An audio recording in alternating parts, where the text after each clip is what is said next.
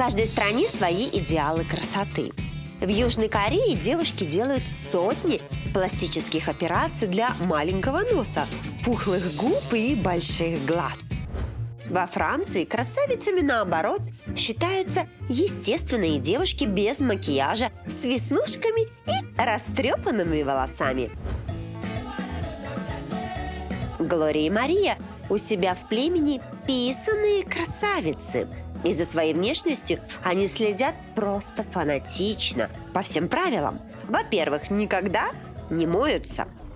Во-вторых, никогда не расчесываются. А в-третьих, никогда не одеваются. Добро пожаловать в Намибию. Это жизнь других.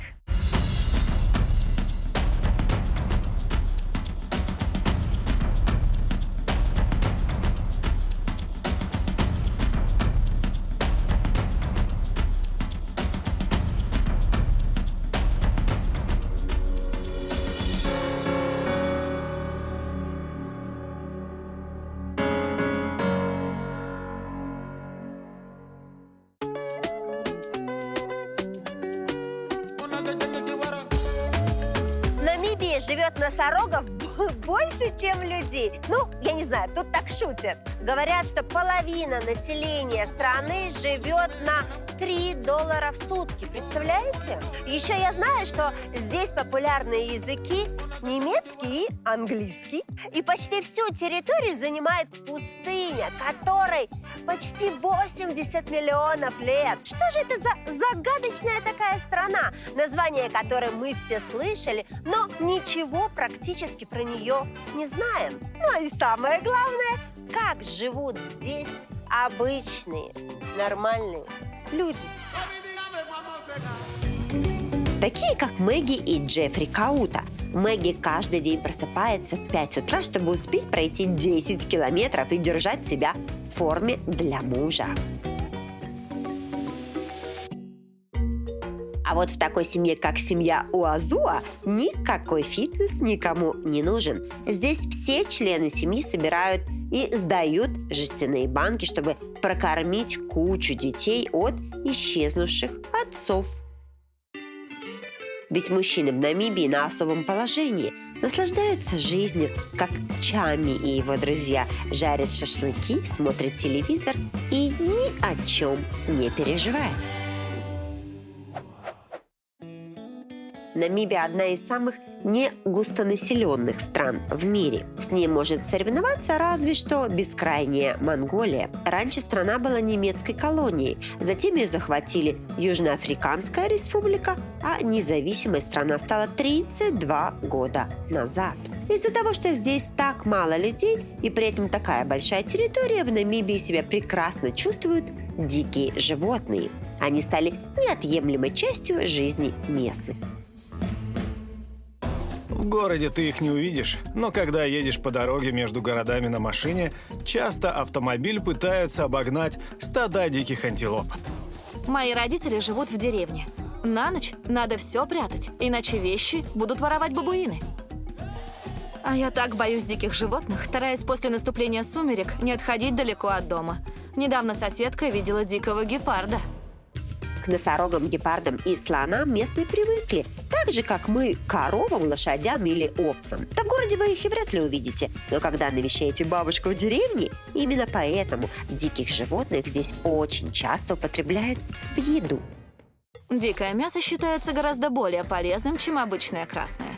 Его советуют употреблять людям, у которых проблемы с давлением или высокий уровень холестерина. Я редкое мясо, а вот мясо зебры люблю. Его очень просто готовить, а вкус у него нежный, легкий, мясо диетическое. К тому же мясо диких животных стоит гораздо дешевле, чем, например, та же говядина. Я думаю, после этого выпуска вы точно захотите поехать в Намибию. Страна находится на самом краю земли, поэтому ищите билеты на Aviasales. Через приложение можно купить самые быстрые, удобные и недорогие варианты. А купить экзотическое мясо можно и в супермаркете, и на любом из рынков. Здесь есть и мясо зебры, и льва, и крокодила, и немного закусок. Так, Бородезия, скажи, что у тебя тут продается? В мешках, в пакетах? Ну вот это кукуруза. Тут кукурузная мука, это мапаны, гусеницы. Это с чем-то надо есть или как-то надо их готовить, или они готовые уже?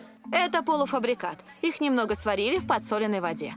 Но нужно еще доварить и добавить специи. Например, немного чили. В гусеницах очень много протеина. Раньше они были доступны только богатым вождям племен, а теперь мы все можем их есть. Я часто покупаю пасту из мапаны или перетертые мапаны, чтобы посыпать ими еду. А где вы их собираете, где вы их берете в таком количестве? Они растут на севере страны. Их собирают прямо с деревьев. Иногда диких, иногда специально выращивают деревья. А сколько стоит, я не знаю, килограмм или 100 грамм такой прелести? Маленькие 25 рендов, а большие 50. Часто у вас люди покупают, да, червячков этих и гусениц? Конечно, очень много. А вы тоже едите их? Да, постоянно. Не могу сдержаться, чтобы не схватить одну и не погрызть. Это же так вкусно. Я, как всегда, не верю, но проверю. Прямо на рынке есть небольшое кафе, где за 10 местных долларов можно купить порцию уже готовых гусениц. Если блюдо вам понравилось, хватайте ручку и записывайте рецепт. Ты их берешь, замачиваешь в воде, да? Да, ненадолго. Они уже были до этого немного подварены. Они должны быть мягенькие? Да, вот такие можешь потрогать. Помягче, чем были на рынке. Так, хорошо, полежали. И что дальше? Ты бросаешь их на заранее разогретую сковороду или в кастрюлю. Затем добавляешь ингредиенты, соль и масло. Все на свой вкус, как тебе нравится. И постоянно чуть поливаешь водой. Столько узнаю много рецептов. Буду радовать дома своих. Сегодня у нас на обед червячки. Немножко водички. Дальше добавляем наши ингредиенты. Ведь, как мы говорим, пока у блюда нет крови. Немного соли, затем крупные куски лука. После лука в ход пошли помидоры. Но тут возникла проблема. Надо нож поточить. У тебя муж есть? Я вот, видишь, и сразу по ножам это все видно. У меня есть, но у меня тоже такие ножи, я тебе хочу сказать. То есть толку никакого.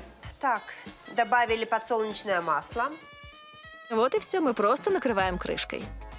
На сколько время? 10-15 минут. И все? Ну, что я вам скажу, готовить гусениц просто. А просто ли их есть? Я знаю, что вы сейчас смотрите программу, у вас явно кофе, чай, какие-то вкуснятину какую-то сделали, не знаю, блинчики, бутербродики, какое-то мяско, сыр, что любите, правильно? Часто завидуете моей работе, а я сижу в Намибии с жареными червяками, так сказать. Поэтому, ребят, завидуйте дальше, конечно, мне. Так как я сегодня не завтракала,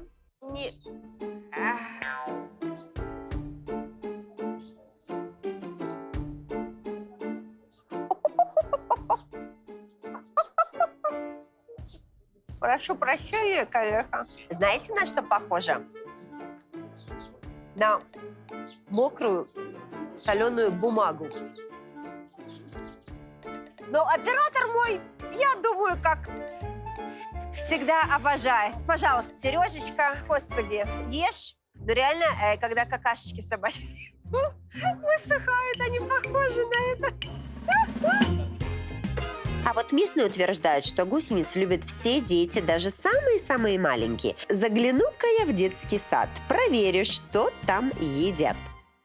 Бесплатных детских садов в Намибии просто нет. Вот я сейчас нахожусь, видите, в самом бедном районе. Это детский сад. Да, вы подумали, колючая проволока, какие-то непонятные столбы железные. Нет, это детский сад, и он тоже платный. У нас нет установленной цены за садик. Она как бы всего лишь 150 рендов, но я беру плату только с тех, кто может платить. К нам часто приводят и сироток с соседних детских домов, и детей из очень бедных и проблемных семей. Я не могу выставлять им счет. Кто может, всегда платит. И так нам хватает на оплату коммунальных услуг. Государство не помогает таким садикам. У них нет льгот, скидок, освобождения от арендной платы или налогов.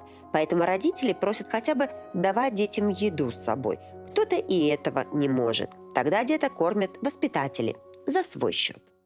Ну, конечно, развлекаться то детям мало где есть. Шины, я не знаю, какие-то еще шины, горка. горка есть. Горячая. Слушай, это капец. Но тут другая проблема. Горка есть, а залезть на нее никак. Господи. Я открыла этот садик, чтобы помочь родителям, которым нужно на работу, и детям, которые хотят научиться писать и считать, а потом попасть в школу. У меня у самой 6 детей. Я знаю, как это тяжело. Мне хочется помочь, и я счастлива, что у меня получается. В Намибии с самого рождения чувствуется огромный контраст между бедными и богатыми. Для зажиточных свои садики, школы, роддома и даже отношения в семье равноправные, уважительные, современные. У нас 3 детей, младшему всего месяц. Мой муж мой главный помощник. У всех моих друзей также. Отец обязательно сопровождает женщину на роды. А если ей делают операцию кесарево сечения, именно отец проводит первые часы жизни ребенка с младенцем. К услугам обеспеченных женщин прекрасные больницы, одноместные палаты и опытные врачи. И абсолютно все расходы покрываются страховкой. Более бедные слои населения не платят социальных налогов, и страховки у них нет. Большинство женщин рожают в государственных больницах. Они бесплатные для всех. Конечно, в частных условиях лучше, но не все могут себе позволить заплатить. Вообще в Намибии сохранилось много племен. Многие поддерживают свой традиционный, очень старинный образ жизни. Например, в племени Химба женщинам вообще запрещено рожать в больнице, даже если у них есть какие-то проблемы со здоровьем. Считается, что все решит природа. Глория и Мария – одногодки. Каждой по 29 лет, и у каждой уже по 4 ребенка. Их племя живет на другом конце страны, но они часто приезжают в Виндхук, чтобы подработать. А вы вот в таком вот виде, да, ездите? Да, но это мы еще очень одеты. Хорошо, вам тут не жарко на самом деле, ветер. А знаете что, я хотела спросить, у вас у женщин, ну, в других странах есть вот такое вот нижнее белье. Вы когда-нибудь его носили или нет? Подожди, сейчас покажу. Это у вас такой бюстгальтер. Я поняла. Слушай, и как интересно, и как ты его носишь?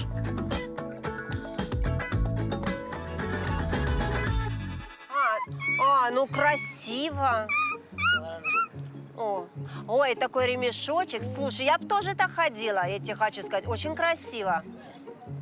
Ну супер. У меня не так красиво, я тебе хочу сказать. Я вообще, да. Ага. У вас там кожаные еще юбки такие, да? Ничего себе. Вот. Ну, не жарко, да? Понятно, что при виде таких женщин у молодых мужчин просто разбегаются глаза. Поэтому мужа девушки выбирает ее отец. Влюбиться в другого или ослушаться абсолютно не вариант. Так не бывает. А у вас у каждого свой муж? У нас один муж на 2, и он отец наших детей. А что у тебя на голове такое вот это интересное? Это волосы у тебя такие? Лучше бы я не задавала этот вопрос, так как Глория сразу же решила создать мне на голове точно такой же шедевр местного парикмахерского искусства. Хорошо, что мы обошлись лишь одной косичкой, ведь на самом деле волосы женщин племени Химба окрашены смесью. Внимание! Коровьего жира, глины и охры. Причем эта глина используется абсолютно везде.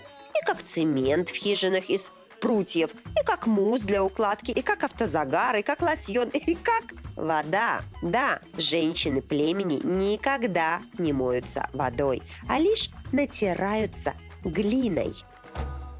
Вы вообще никогда не моете голову? Нет, ни разу в жизни. Зачем? А что вот у него, это так волосы растут, или это вы так оставляете как-то им волосы? Мы их так стрижем. Вот такой ракес для мальчика и круг для девочки.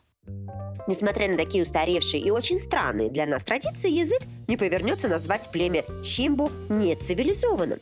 Хотя бы потому, что мужчина обязан заботиться о своих женах и детях. И в случае, если посмеет поднять на женщину руку, ее отец имеет право изгнать его из дома.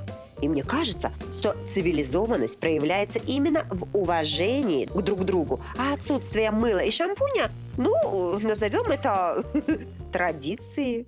А скажи мне, а когда вот муж спит с ней, ты где находишься? У вас разные дома или один? У нас один дом, но он довольно большой. У каждого своя кровать. Поэтому мы друг другу не мешаем. Мы же семья. Своя кровать есть, и слава богу. Ну, хочу вам сказать, ребят, знаете, как программа называется? «Жизнь других». Вы уже немного увидели, как протекает жизнь в трущобах Намибии и в местных племенах. Давайте же зайдем в гости еще и в обычную семью, которая побогаче.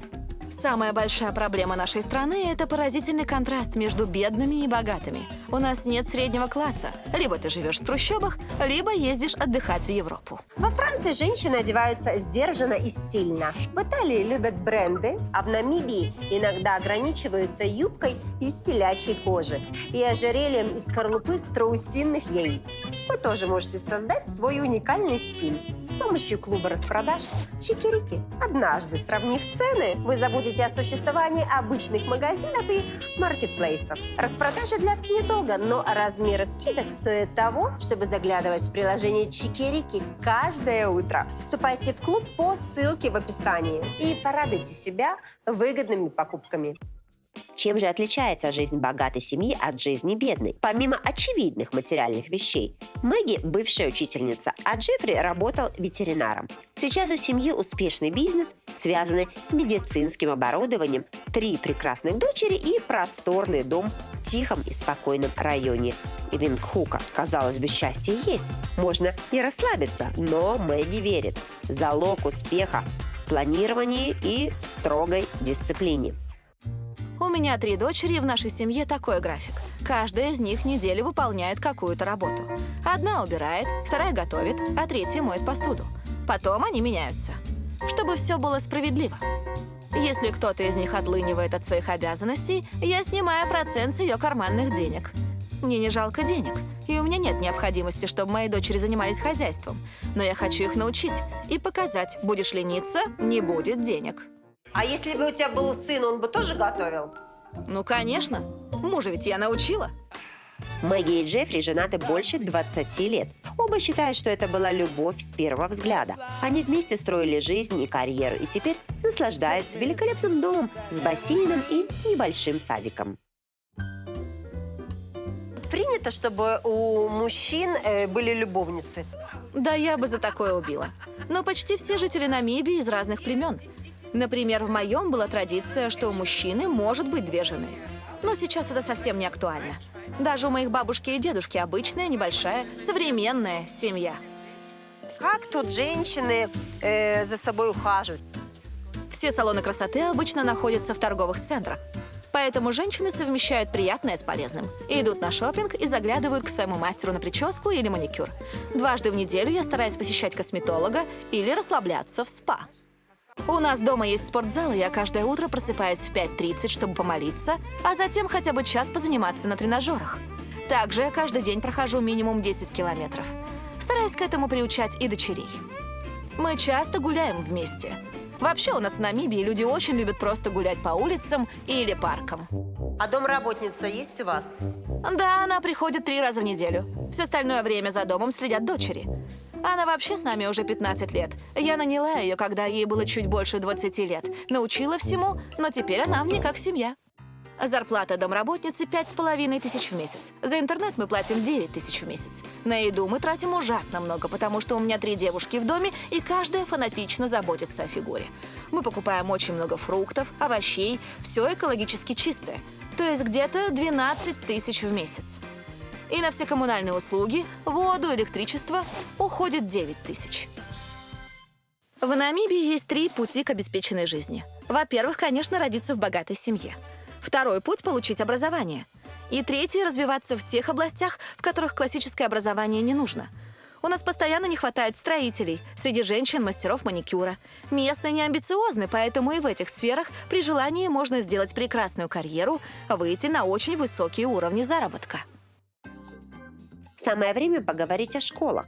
В Намибии есть 2 вида школ – частный и государственный.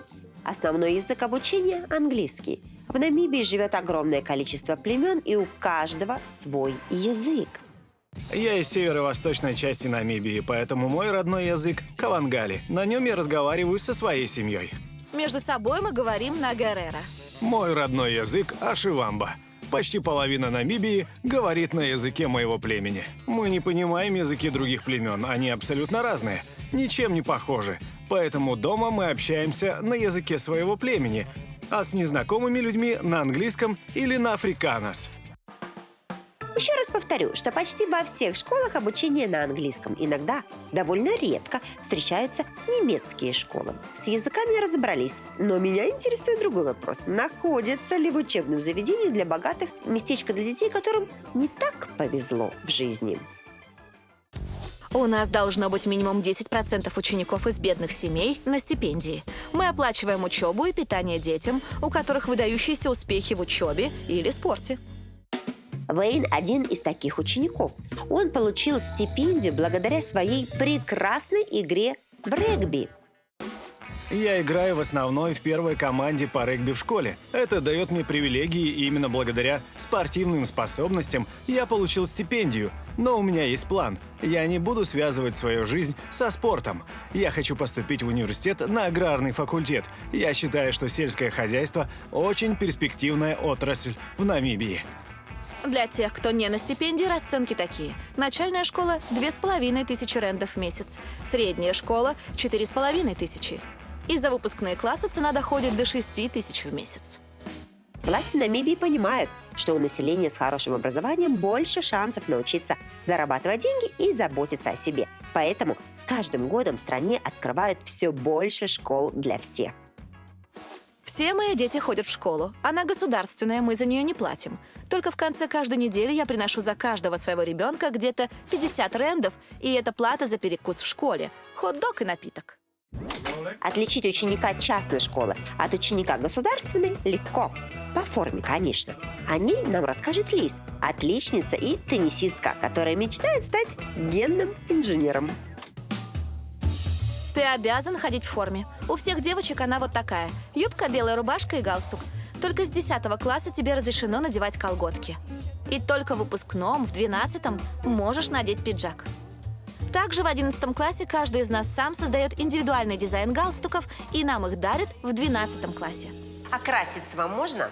Только с 10 класса.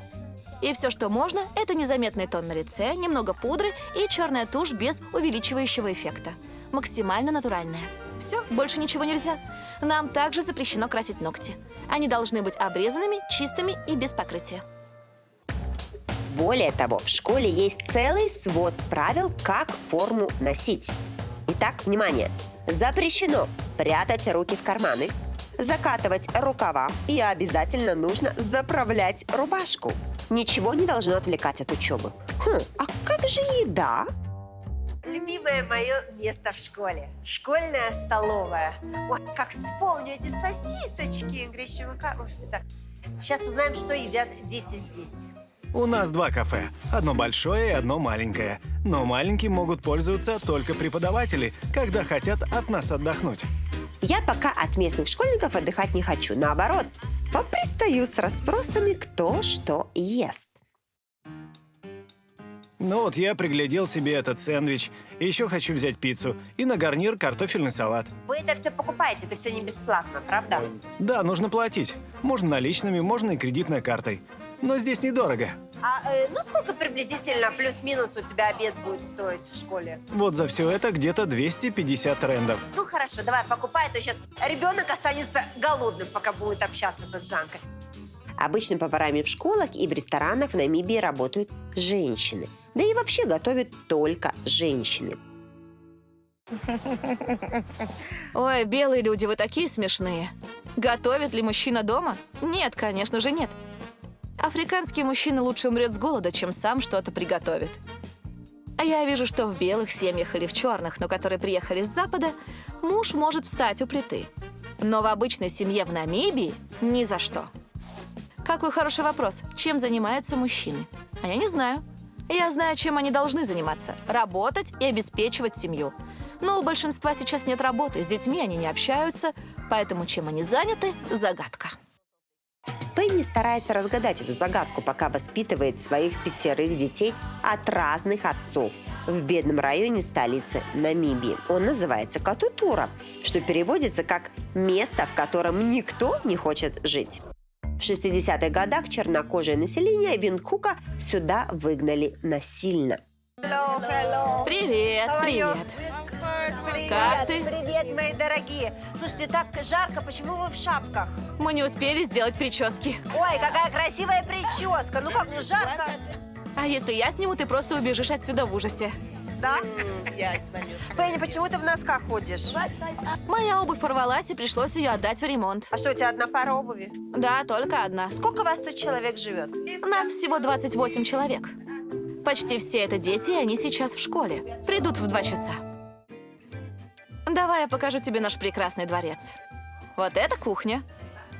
Мы платим огромные деньги за коммунальные услуги, ведь нас здесь живет очень много. В среднем за электричество и воду получается где-то 150 американских долларов в месяц. И это если повезет. Вот в прошлом месяце пришел счет за воду в 4000 рендов. А все из-за того, что кран был сломан и протекал. Ну кого это волнует? Нужно оплатить. А вы душ принимаете каждый день?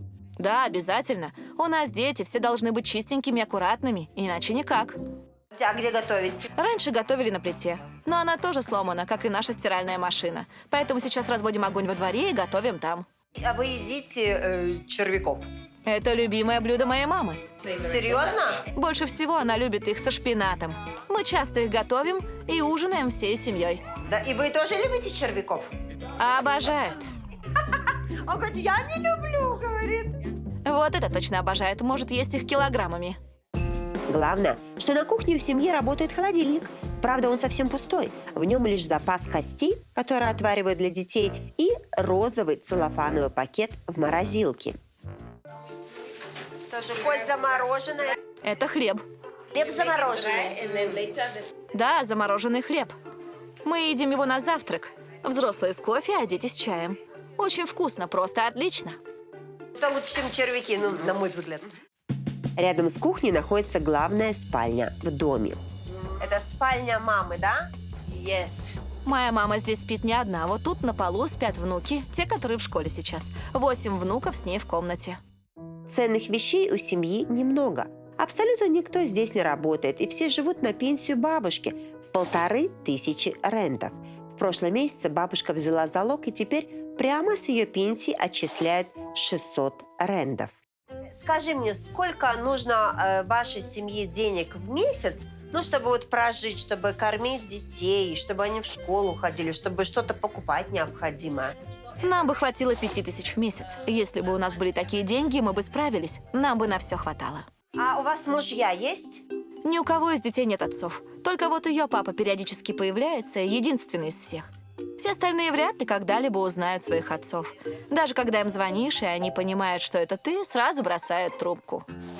Никто не осуждает мужчин, если они бросили своих детей. Может, даже если осуждают, им плевать. Они будут заботиться о тебе ровно до того дня, когда ты забеременеешь. Потом ты рожаешь и уходишь жить к матери. И ты больше не его любовь и не его проблема. Матери сами выгораживают таких мужчин. Не говорят, кто настоящий отец их детей.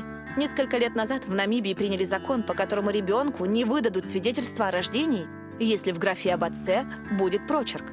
И сразу же у 80% детей отцы нашлись. Можно подать на алименты, но это так сложно. Нужно пойти в специальное министерство, заполнить кучу бумаг, долго ждать. Иногда начинаешь это делать, но все так запутано, что бросаешь. Обойдусь. Закон у нас всегда на стороне ребенка и родителя, который его воспитывает. Отцы обязаны платить алименты. Есть бесплатные адвокаты, которые помогают тем матерям, у которых нет денег для юридической консультации. Процесс долгий, конечно, но мать обязательно побеждает. Но здесь та же проблема. Матери просто к нам не обращаются. С 13 лет у нас есть обязательный урок о сексуальном образовании. Мы стараемся объяснить детям, что их тело, отношения, любовь – это в первую очередь их ответственность.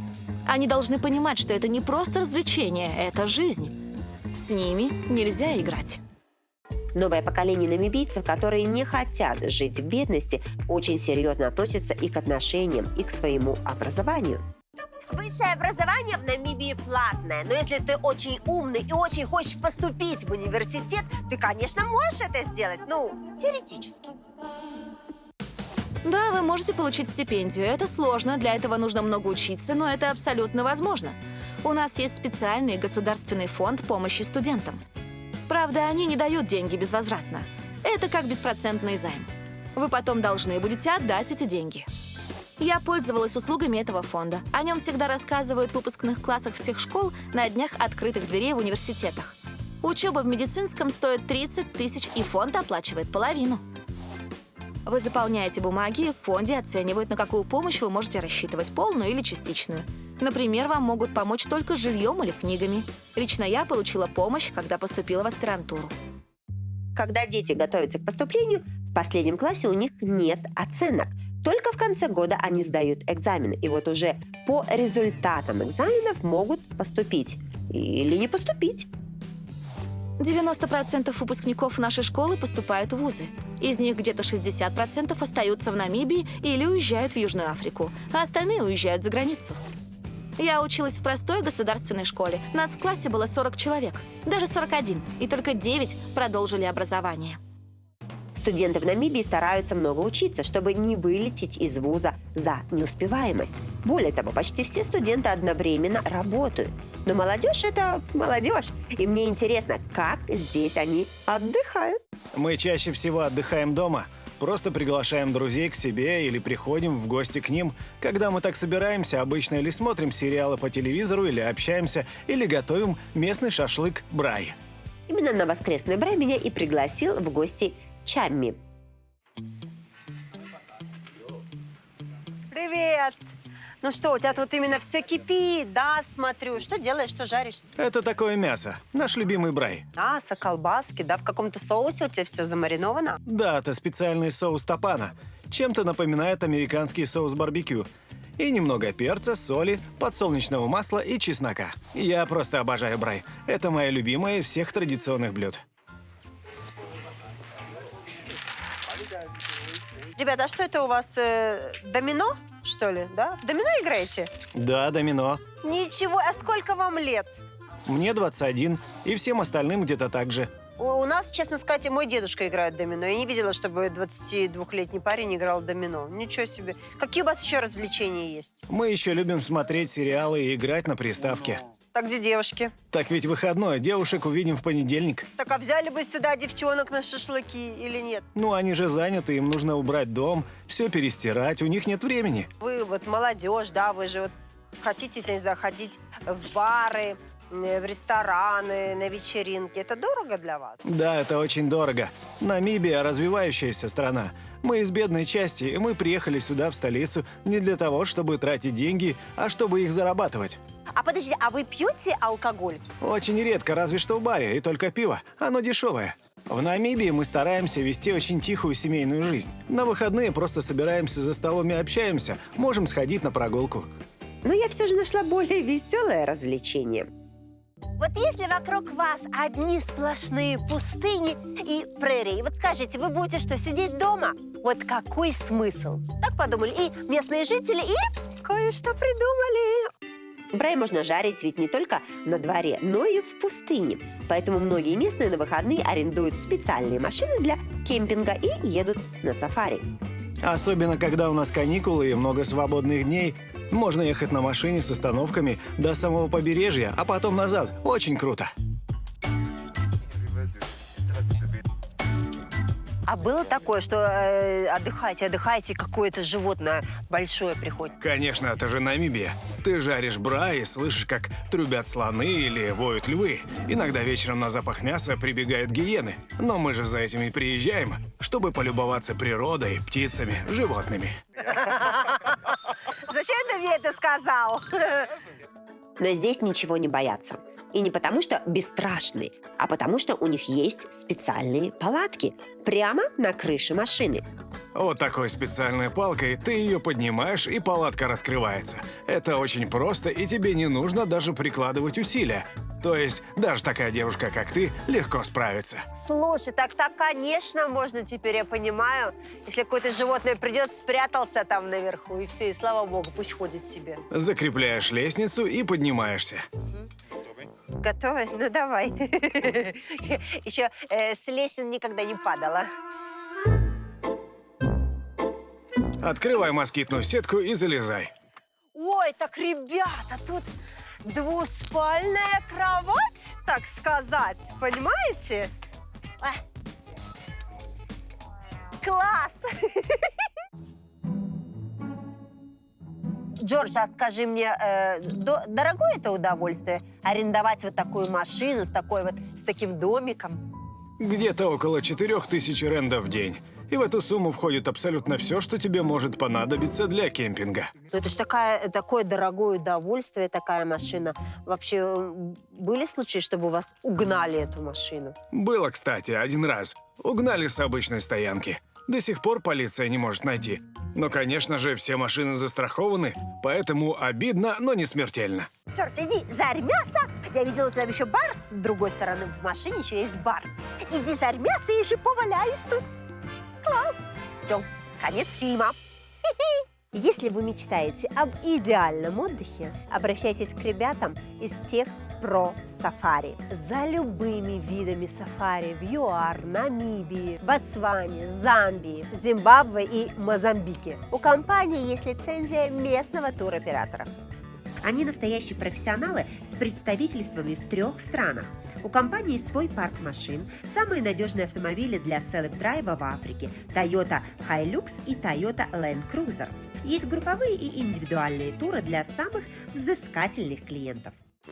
Вообще, транспорт в Намибии – это очень интересная тема.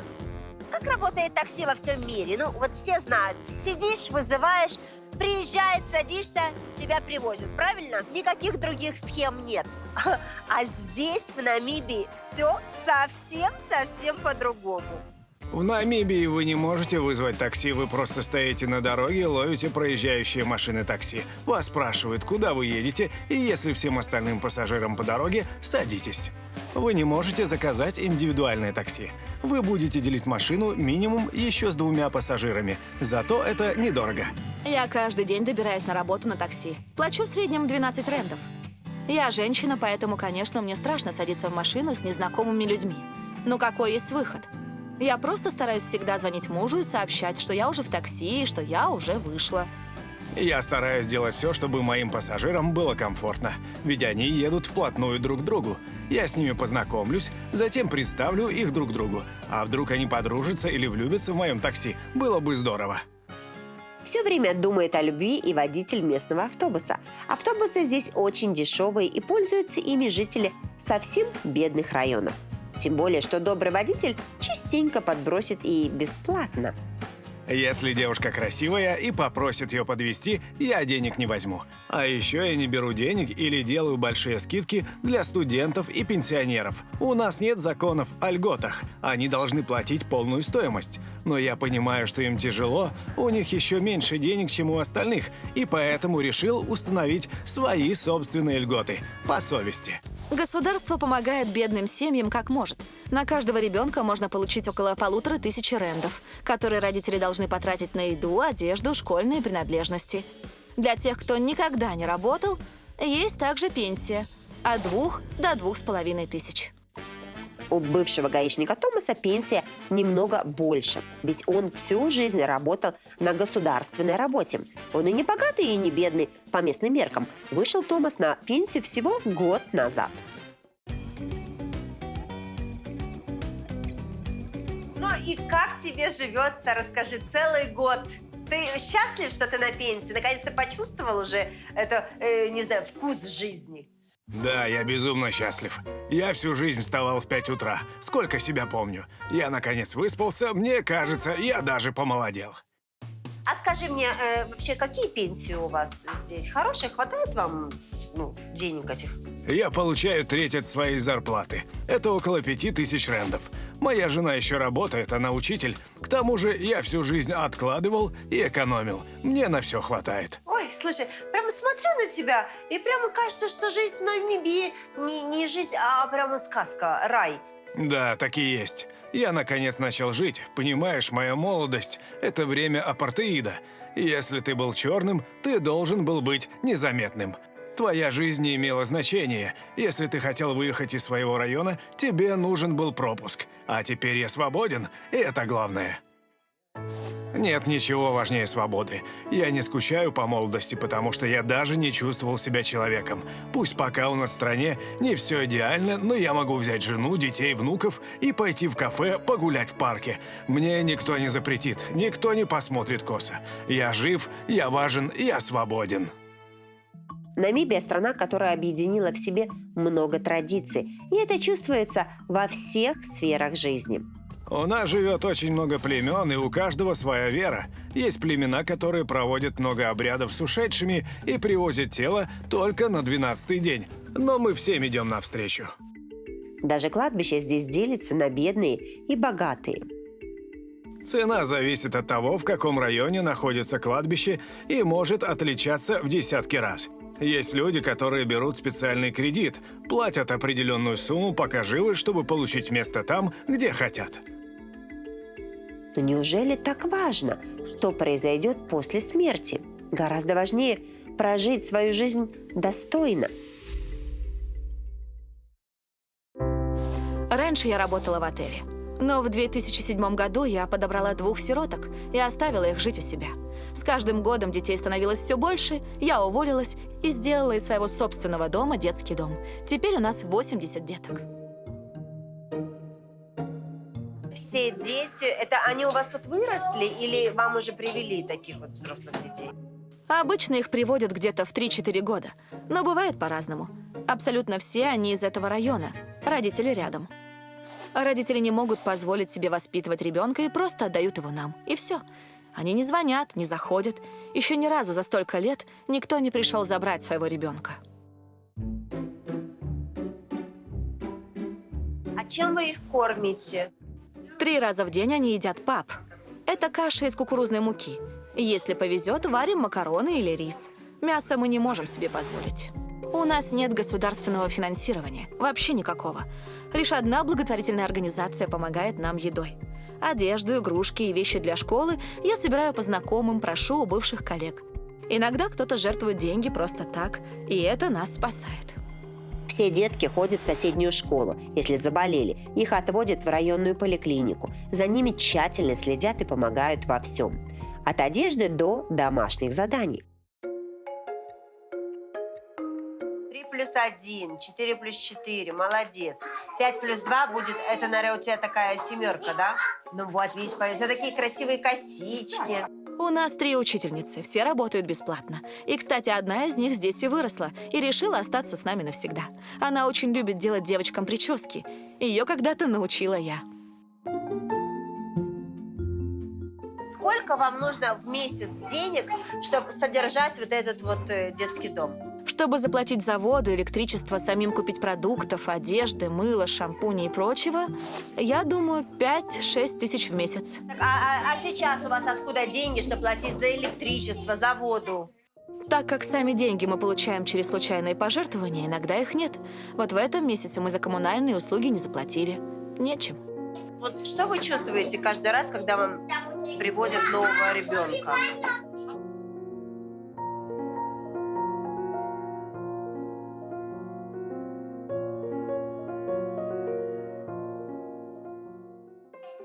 Радость, тепло в сердце. Не удивляйтесь. Я знаю, что этот ребенок теперь точно в безопасности. Все будет хорошо. И у меня появилась новая доченька или сыночек. Ребят, если есть герои вообще на Земле, то вот они тут. У Намибии много лиц. У кого-то получается сделать карьеру и научить мужа готовить завтраки, а у кого-то дети не узнают папу. Кто-то наряжается для похода в ресторан, а кто-то жарит шашлыки в тесной компании друзей. Кто-то не пропускает еженедельные походы в спа, а кто-то вместо шампуня пользуется глиной. Но главное, что объединяет этих людей, это доброта. И сложно сказать, кто более успешен в жизни: человек с высшим образованием и 3-этажным домом или женщина, приютившая в 3 комнатах 80 детей.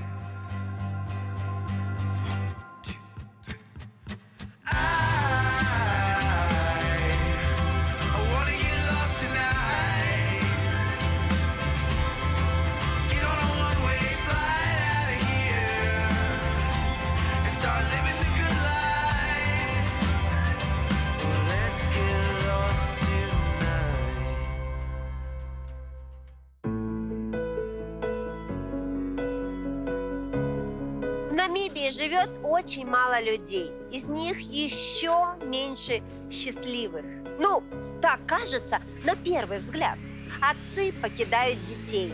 Женщины встают каждый день в 4:30 утра. Многодетная семья мечтает о доходе хотя бы $300 в месяц на всех. И тем не менее, здесь вы не встретите грустных людей. Они умеют ценить мелочи, жить сегодняшним днем. А главное – верить. Каждое утро просыпаться с мыслью, что сегодня будет лучше, чем вчера. И улыбаться, ведь у них есть. Наши дети. Любовь. Хорошая работа. Верные друзья. Моя вера. Свобода. Часто любим сравнивать нашу жизнь с жизнью в Швейцарии или в Америке или в Австралии, но при этом забываем, что есть места на Земле, где люди выживают на $1 в день. Поэтому оглянитесь на свою жизнь, цените то, что у вас есть, мечтайте о большем, потому что жизнь других может быть гораздо сложнее.